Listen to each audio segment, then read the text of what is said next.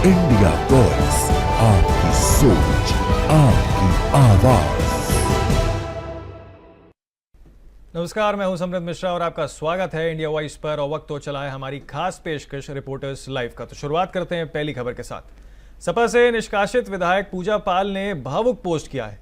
क्या कुछ कहा है उन्होंने, बता रहे हैं हमारे संवाददाता मोहम्मद आसिफ लखनऊ से। विधायक पूजा पाल ने आज एक भावुक पोस्ट डाली है। इस पोस्ट को जरिए जहां विधायक पूजा पाल ने योगी सरकार की तारीफ किया है और यह बताने की कोशिश किया है कि अतीक और अशरफ के खिलाफ वह चट्टान बनकर खड़ी रही, वहीं दूसरी तरफ पूजा पाल ने यह भी कहा है कि जनता जनार्दन का प्यार उन्हें हमेशा मिलता रहेगा। उन्होंने यह भी कहा है कि अगर उनसे कोई गलती होती है तो देवतुल जनता उन्हें इंगित करे, आगाह करे। दरअसल राज्यसभा चुनाव के दौरान समाजवादी पार्टी के बागी विधायक राकेश प्रताप सिंह, पूजा पाल, अभय सिंह और मनोज पांडे समेत कई विधायकों ने बीजेपी के लिए क्रॉस वोटिंग किया था। इस क्रॉस वोटिंग के बाद सपा प्रमुख Akhilesh Yadav wait and watch की स्थिति में देखे। हालांकि एक एक कर सपा प्रमुख अखिलेश यादव बागी विधायकों पर एक्शन ले रहे हैं। हाल ही में विधानसभा में सीएम योगी आदित्यनाथ की तारीफ करने पर पूजा पाल को सपा प्रमुख अखिलेश यादव ने बाहर का रास्ता दिखा दिया। इसके बाद यह कयास लगाया जा रहा है कि पूजा पाल बीजेपी ज्वाइन करेंगी और शायद से एक बार फिर से चुनाव लड़ेंगी। आज विधायक पूजा पाल ने एक्स पर भावुक पोस्ट डाला और कहा कि अतीक और अशरफ ने उनके पति की निर्मम हत्या की थी। शादी के 9 दिन बाद ही जिस तरह से उनके पति की हत्या हुई वह टूट गई थी, लेकिन जनता जनार्दन का साथ मिला और वह चट्टान की तरह अतीक और अशरफ के सामने खड़ी रही। इस दौरान उन पर दबाव बनाया गया, सुलह समझौते की कोशिश की गई, लेकिन वह अडिग रही। पूजा पाल ने इशारों में सीएम योगी आदित्यनाथ की एक बार फिर से तारीफ किया और यह कहने की कोशिश किया कि सीएम योगी आदित्यनाथ ने अतीक और अशरफ को मिट्टी में मिलाकर इंसाफ दिया है। फिलहाल जिस तरह से पूजा पाल ने इमोशनल कार्ड खेला है और जनता को अपने पाले में लाने के लिए कोशिश किया है, वहीं दूसरी तरफ समाजवादी पार्टी पूजा पाल पर बेहद आक्रामक है। पार्टी से दगा करने के साथ साथ समाजवादी पार्टी कई बड़े आरोप भी लगा रही है। अब देखना यह होगा कि जिस तरह से 4 बार चुनाव लड़ चुकी पूजा पाल ने 3 बार जीत दर्ज की है, आने वाले 27 के रण में पूजा पाल को बीजेपी को टिकट देती है या नहीं, या भविष्य के गर्त में है। सहयोगी इसरार के साथ Asif Baig, India Voice Lucknow. Monsoon सत्र इस बार हंगामादार जो है वो रहा है, जहां विपक्ष ने सदन के अंदर जमकर हंगामा किया। पूरी जानकारी दे रहे हैं हमारे संवाददाता हितेश त्यागी। में चल रहे मानसून सत्र बहुत हंगामेदार रहा है। विपक्ष ने विधानसभा के अंदर धरना देने का काम किया है। विपक्ष ने विधानसभा के अंदर रात्रि में बिस्तरा लगाकर वहीं पर सोने का काम किया है, वहीं पर धरना देने का काम किया है। निर्दलीय विधायक उमेश कुमार भी वहां पर मौजूद थे, भुवन कापड़ी वहां पर मौजूद थे, प्रीतम सिंह वहां पर मौजूद थे। तमाम विपक्ष के नेता विधानसभा में रात्रि में धरना देते रहे। लिहाजा इसके जो विधानसभा की अध्यक्षा है मुख्यमंत्री, उन्होंने भी विपक्ष को समझाने का काम किया कि अपने विधायक आवास में आए और अगली सुबह जब भी सत्र चले तभी अपने प्रश्नकाल को शुरू करे, लेकिन ऐसा नहीं हो पाया। तो वही जिस तरीके से हंगामा करने का काम विपक्ष ने विधानसभा में किया है, तो ऐसे में भारतीय जनता पार्टी ने विपक्ष पर तगड़ा हमला किया है। जो भाजपा है उसका साफ तौर पर यही कहना है कि जो जनता है, प्रदेश की जो जनता है, वो अपने जनप्रतिनिधि को इसीलिए चुनती है कि वो विधानसभा में खड़े होकर अपनी जनता के लिए सवाल कर सके, बात कर सके, मुद्दों की बात कर सके, शिक्षा की बात करे, अन्य चीजों की बात करे, सुझाव देने का काम करे। लेकिन ऐसा नहीं हो पाया है। भारतीय जनता पार्टी ने कांग्रेस के विधायकों पर बड़ा हमला किया है।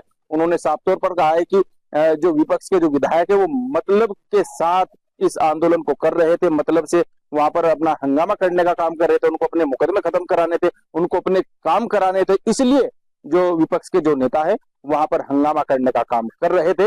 यही वजह है कि जिस तरीके से एक बार फिर जो गैरसैंण का जो सत्र है ये ऐतिहासिक माना जाएगा अपने आप में, क्योंकि जिस तरीके से हम वहां पर हंगामा किया है और इस बार अनिश्चितकाल के लिए जो सत्र है वो भी रोक दिया गया है। तो यही वजह है कि मुख्यमंत्री पुष्कर सिंह धामी ने बहुत चीजों को समझाने का प्रयास किया, विपक्ष के बड़े नेताओं से मिलने का काम मुख्यमंत्री पुष्कर सिंह धामी ने किया, लेकिन चीजें सकारात्मक नहीं हो पाई। कैमरा पर्सन हर्ष के साथ हितेश त्यागी, इंडिया वॉइस, देहरादून। खबर लखनऊ से है, जहां कांग्रेस नेता ने होर्डिंग लगाई है। क्या कुछ लिखा है होर्डिंग में, बता रहे हैं हमारे संवाददाता मोहम्मद आसिफ। 27 के रण के पहले समाजवादी पार्टी और कांग्रेस सुर में सुर मिलाकर बीजेपी पर बड़ा हमला कर रही है और चोरी के कथित मामले को लेकर कांग्रेस ने एक पोस्टर लगाया जिसमें कहा कि यह युद्ध चलता रहेगा और साथ ही साथ 27 के रण में मजबूत गठबंधन होने का दावा करते हुए श्री कृष्ण के रथ पर राहुल और अखिलेश को सवार दिखाया गया है।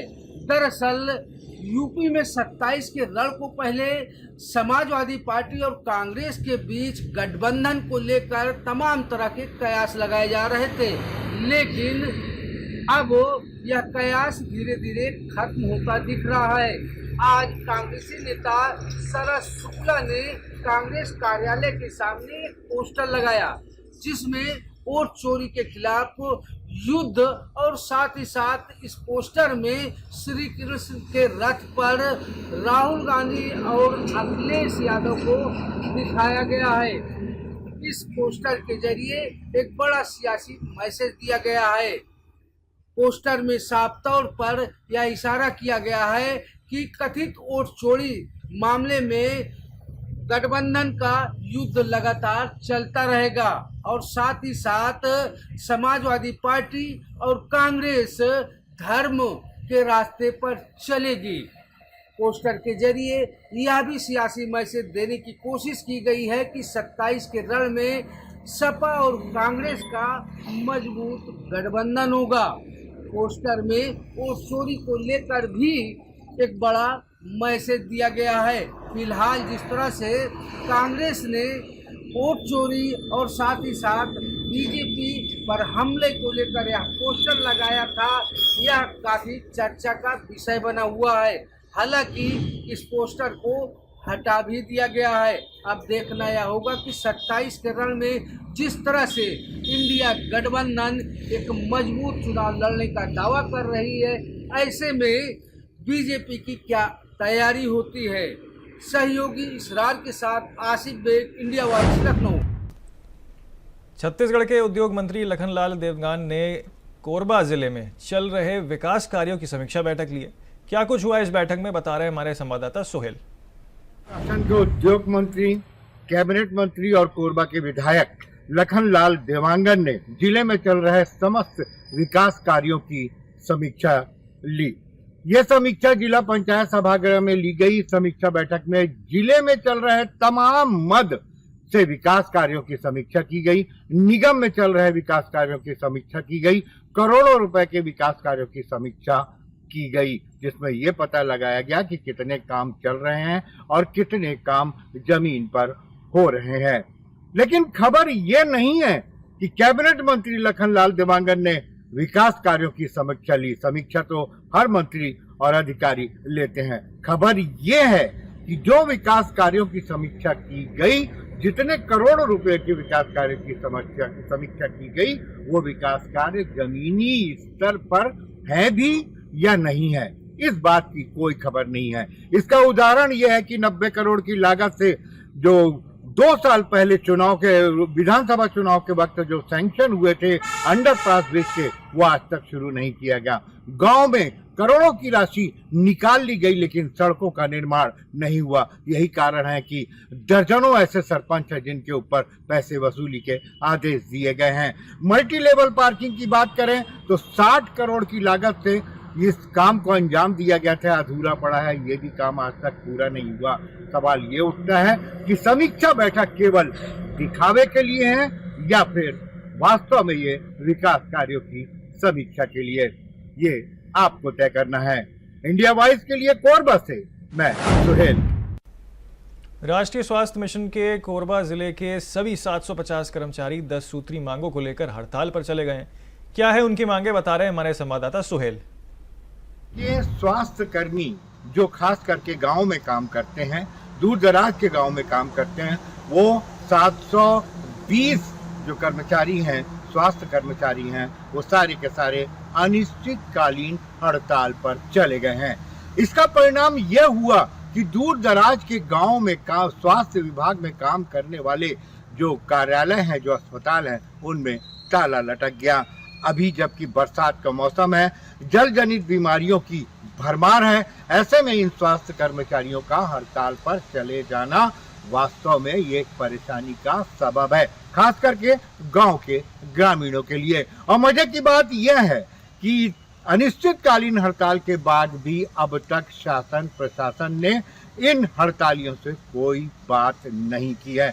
इन प्रदर्शनकारियों का कहना है कि यदि प्रशासन ने उनकी मांगों को नहीं मांगा, जो 10 सूत्री मांगे हैं, तो ये अब प्रदेश स्तर पर यह हड़ताल की जाएगी। अब देखना होगा कि ठप स्वास्थ्य व्यवस्था को लेकर के जिला प्रशासन और छत्तीसगढ़ सरकार क्या कदम उठाती है। इंडिया वॉइस के लिए कोरबा से मैं सुहेल हिदवई। खबर प्रयागराज से है, जहां इलाहाबाद हाईकोर्ट से अब्बास अंसारी को बड़ी राहत मिली है। इस खबर पर ज्यादा जानकारी दे रहे हैं हमारे संवाददाता शोएब। इलाहाबाद हाईकोर्ट से आज एक तरह से कह सकते हैं बड़ी राहत मिली है। उन्होंने जो निचली अदालत में उनके खिलाफ 2 साल की सजा हुई थी, उसको रद्द करने की मांग की थी। हालांकि फिलहाल इलाहाबाद हाईकोर्ट ने उनकी इस मामले में इस सज़ा पर रोक लगा दी है और जो निचली अदालत में सुनवाई है, अब वो सुनवाई होने के बाद उस पर जो फैसला आएगा, आगे उनका भविष्य उस पर निर्भर ज़रूर करेगा। लेकिन फिलहाल रोक लग जाने के बाद अब कहीं ना कहीं अब्बास अंसारी को एक बड़ी राहत मिली है और फिलहाल वो अब विधायक रहेंगे, क्योंकि जब तक इस मामले में इलाहाबाद हाईकोर्ट की रोक है और निचली अदालत में जो सुनवाई हो रही है उसमें जो फैसला आएगा, उसके बाद आगे फैसला होगा कि उनका भविष्य क्या होगा। लेकिन जिस तरह से वो इलाहाबाद हाईकोर्ट आए थे, चूँकि उनको निचली अदालत में 2 साल की सज़ा मिली थी, जिसकी वजह से उनकी विधायकी जा चुकी थी। उसके बाद इस पूरे मामले में उन्होंने निचली अदालत में भी अपील की थी, लेकिन उनकी सुनवाई न होने पर उन्हें कोई राहत नहीं मिली थी। तो इलाहाबाद हाईकोर्ट आए थे, हाईकोर्ट में इस पर पूरे मामले पर लंबी सुनवाई हुई और फैसला सुरक्षित कर लिया गया था। आज इलाहाबाद हाईकोर्ट ने अपना फैसला सुनाते हुए फिलहाल जो उन्हें सज़ा मिली है उस पर रोक लगा दी है और उनको एक तरह से राहत दी है। अब इस मामले में जो निचली अदालत में मऊ में सुनवाई होगी, उस पर क्या निर्णय आता है, उसके बाद आगे का भविष्य तय होगा। लेकिन फिलहाल अब उनकी इस मामले में रोक लग जाने के बाद उनकी विधायकी भी फिलहाल बहाल रहेगी और उनको कहीं ना कहीं एक बड़ी राहत ज़रूर मिली है। Shoaib Rizvi, India voice, Prayagraj. खबर पीलीभीत से है, जहां स्टेशन रोड के सामने भीषण सड़क हादसा हो गया। इस घटना पर ज्यादा जानकारी दे रहे हैं हमारे संवाददाता अमित पाल। कि रोड के पास एक भीषण हादसा देखने को मिला है। जैसे कि आपको बता दें, राजा कॉलोनी के पास में खड़ी कार में इको ने जोरदार टक्कर मार दी और पीछे से आ रही बाइक भी टक्कर में की चपेट में आने के कारण 3 लोग गंभीर रूप से घायल हो गए। घायलों को अस्पताल में, निजी अस्पताल में पहुंचाया गया, जहां पर उनका इलाज चल रहा है। जैसे कि आपको बता दें, इको ने तेज रफ्तार से आ रही इको ने मारी टक्कर, खड़ी कार में मारी टक्कर इको ने, जिसके बाद में बड़ा हादसा हुआ और 3 लोग गंभीर रूप से घायल हो गए। थाना सोनगढ़ी के क्षेत्र राजा कॉलोनी बाग के पास का मामला है। जैसे कि आपको बता दें, 3 लोग गंभीर रूप से घायल होने के कारण क्षेत्र में सनसनी फैल गई और जो है कि खड़ी कार में इको ने टक्कर मार दी और जिसकी वजह से 3 लोग गंभीर रूप से घायल हो गए। बताया जा रहा है कि जिला अस्पताल में इलाज चल रहा है। फिलहाल अभी तीनों लोग खतरे से बाहर हैं। देखते रहे इंडिया वॉइस, अमित पाल। रायबरेली में एक मुस्लिम युवती ने इस्लाम धर्म छोड़कर सनातन धर्म स्वीकार करते हुए हिंदू युवक से शादी कर ली। इस खबर पर विस्तार से जानकारी दे रहे हैं हमारे संवाददाता राजू तिवारी। मुस्लिम युवती ने मुस्लिम धर्म छोड़कर हिंदू धर्म अपना लिया है। बता दें कि पूरा मामला रायबरेली जिले के शलोन कोतवाली क्षेत्र का है, जहां की रहने वाली शन्नो बानो ने एक हिंदू लड़के से हिंदू रीति रिवाज के ढंग से शादी करते हुए सनातन धर्म अपना लिया है। पूरा मामला रायबरेली जिले के शलोन कोतवाली क्षेत्र का है, जब सन्नो बानो ने अपना परिवर्तित नाम सोनाली सरोज रखा। बता दें कि शलोन के रहने वाले युवक अमित सरोज से उसने सनातन धर्म के रीति रिवाज से विवाह किया और जिसके उपरांत उसने पूरे जीवन रहने की शपथ ली। साफ तौर से इस पूरे मामले में लोग स्थानीय मौजूद रहे और विश्व हिंदू परिषद के लोग भी मौजूद रहे। युवती का साफ तौर से कहना है कि उसने अपनी स्वेच्छा से सनातन धर्म को अपनाया है और हिंदू रीति रिवाज के अनुसार उसने हिंदू लड़के से शादी की है। ये पूरा मामला रायबरेली जिले में चर्चा का विषय बना हुआ है। वहीं हिंदू धर्म के अनुयायी लोगों ने सन्नो बानो का स्वागत किया है। Raju Tiwari, India voice. खबर सीतापुर से है, जहां कंपोजिट विद्यालय घाघरा नदी में समा गया। क्या है पूरा मामला, बता रहे हमारे संवाददाता नंदकिशोर नाग।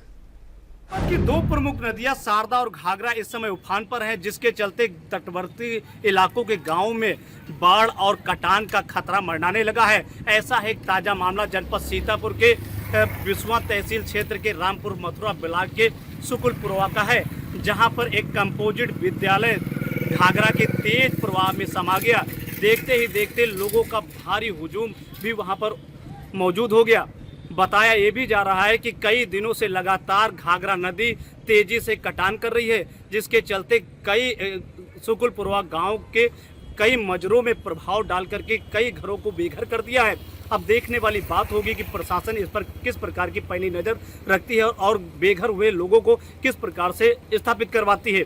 हालांकि ये भी बताया जा रहा है कि तहसीलदार ने साफ तौर पे कहा है कि लेखपाल को मौके पर भेजकर स्थितियों का जायजा कराया जा रहा है और जल्द से जल्द बेघर हुए लोगों को तिरपाल और उनके रहने की व्यवस्थाएं की जाएगी। हालांकि अभी तक लोगों का आरोप है तहसील प्रशासन पर कि किसी प्रकार की तहसील प्रशासन के द्वारा कोई भी मदद नहीं की गई है। हालांकि अब कंपोजिट विद्यालय घाघरा नदी के तेज लहरों में समा जाने के चलते 246 बच्चों के भविष्य पर भी खतरा मंडराने लगा है। जिस तरीके से घाघरा इस तेजी से कटान कर रही है, उससे कई गांवों की आबादी प्रभावित हो रही है और कई लोग बेघर हो गए हैं। अब देखने वाली बात होगी कि जिला प्रशासन इस पर किस प्रकार की नजर रखती है और बेघर हुए लोगों को किस प्रकार से व्यवस्थित करवा पाती है। सीतापुर से इंडिया वॉइस के लिए नंदकिशोर।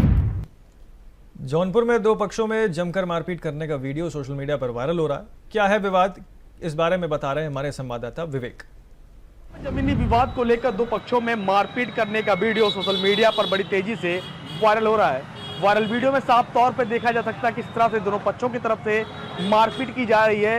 एक महिला को अर्धनग्न कर जो है पिटाई की जा रही है। हालांकि वीडियो वायरल होने के बाद पुलिस के जिम्मेदार अधिकारियों ने मामले को संज्ञान में लेते हुए दोनों पक्षों की तरफ से आधा दर्जन लोगों को गिरफ्तार कर जेल भेज दिया। पूरा मामला लाइन बाजार थाना क्षेत्र के तरौकनपुर गाँव का बताया जा रहा है। बताया जाता है कि बीते मंगलवार की रात जो है देर शाम जमीनी विवाद को लेकर दो पटीदार आपस में भिड़ जाते हैं। दोनों तरफ से जमकर लाठी डंडे चलने लगते हैं। वही मौके पर लगे पूरी घटना का वीडियो सीसीटीवी कैमरे में कैद हो जाता है। वही सीसीटीवी कैमरे में कैद होने के बाद वायरल वीडियो हो जाता है। हालांकि वीडियो वायरल होने के बाद पुलिस पूरे मामले की संज्ञान में लेकर जुट गई है। पुलिस पूरे मामले की जाँच पड़ताल कर रही है। जौनपुर से विवेक कुमार, इंडिया वॉइस। खबर श्रावस्ती से है, जहां बिनगा से जहां 2 दर्जन से अधिक दुकानों और मकानों पर बुलडोजर एक्शन चला है। आखिर क्यों ये कार्रवाई की गई है, बता रहे हैं हमारे संवाददाता दिनेश तिवारी। श्रावस्ती जनपद के बिनगा मुख्यालय पे आज जीसीबी के द्वारा अवैध मकान को गिराया जा रहा, जो पीडब्ल्यूडी के जमीन पे निर्माण करके रखे थे। कई वर्षों से ये लोग मकान बना के रह रहे थे। आज पीडब्ल्यूडी के द्वारा कुछ दिन पहले इनको नोटिस दी गई थी। आज जीसीबी के द्वारा सारे मकानों को, लगभग में 2 दर्जन मकानों को ढहाया जा रहा है। इंडिया वॉइस के साथ दिनेश तिवारी की रिपोर्ट, श्रावस्ती। खबर देवरिया से है, जहां राज्य मंत्री विजय लक्ष्मी गौतम और हनुमान मंदिर के महंत के बीच जमीन विवाद बेकाबू हो गया। इस खबर पर जानकारी दे रहे हैं हमारे संवाददाता बिलेंदु मणि त्रिपाठी। मंदिर की जमीन विवाद में तनाव बढ़ गया है। वही आपको बताया कि राज्य मंत्री विजय लक्ष्मी गौतम और मंदिर के महंत के बीच विवाद के बाद ज्वाइंट मजिस्ट्रेट श्रुति शर्मा ने विवादित जमीन को सील कर दिया। इस कार्रवाई के खिलाफ मंत्री समर्थकों ने हंगामा किया और ज्वाइंट मजिस्ट्रेट की गाड़ी घेर ली। मंत्री के समर्थकों ने जिला प्रशासन के खिलाफ सुभाष चौक पर प्रदर्शन शुरू कर दिया।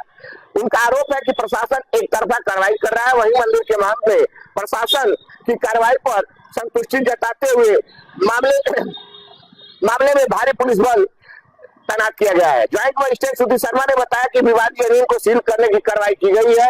मंत्री समर्थकों के प्रदर्शन के बाद स्थिति तनावपूर्ण है, लेकिन नियंत्रण में है। विवाद बढ़ने के बाद प्रशासन ने सुरक्षा के कड़े इंतजाम किए हैं। अब देखना होगा कि प्रशासन इस मामले में आगे की क्या कार्रवाई करता है और विवाद का समाधान कैसे निकालता है। देवरिया से बालेन्द्र त्रिपाठी, इंडिया वाइज। खबर कौशाम्बी से है, जहां प्रेम प्रसंग के चलते युवक की धारदार हथियार से हत्या कर दी गई। इस खबर पर जानकारी दे रहे हमारे संवाददाता नवनीत। घटना से दहला आसपास का इलाका। बता दें कौशाम्बी के चरवा थाना क्षेत्र के रतगहा गांव में बीती रात 9 बजे एक गांव का युवक अपने घर से बाहर जाता है, तभी कुछ अज्ञात लोग उसको एक बंद कमरे में ले जाते हैं और उसकी धारदार हथियार से बेरहमी से उसकी हत्या कर देते हैं। जैसे ही आसपास के लोग मौके पहुंचते हैं, फिलहाल जो आरोपी होते हैं वो मौके से फरार हो जाते हैं। सूचना पर मौके पुलिस पहुंचती है, फिलहाल मामले की जांच में जुट जाती है। फिलहाल फॉरेंसिक टीम को भी सूचना कर दिया गया है, वो भी मौके पहुंचती है और जो हत्या की घटना होती है वो फिलहाल उस तफ्तीश में जुटी है। फिलहाल जब इस विषय में थाना प्रभारी से बात होती है, थाना प्रभारी का यह कहना है कि यह पूरा मामला प्रेम प्रसंग का बताया जाता है। फिलहाल जो आरोपी होते हैं वो भी अभी तक फरार चल रहे हैं और उनके लिए टीम गठित कर दी गई है। जल्द ही उनकी गिरफ्तारी हो जाएगी। कौशाम्बी से नवनीत सिंह, इंडिया वाइज। फिलहाल के लिए हमारी इस खास पेशकश रिपोर्टर्स लाइव में इतना ही। जल्द होंगे हाजिर। आप देखते रहिए इंडिया वॉइस।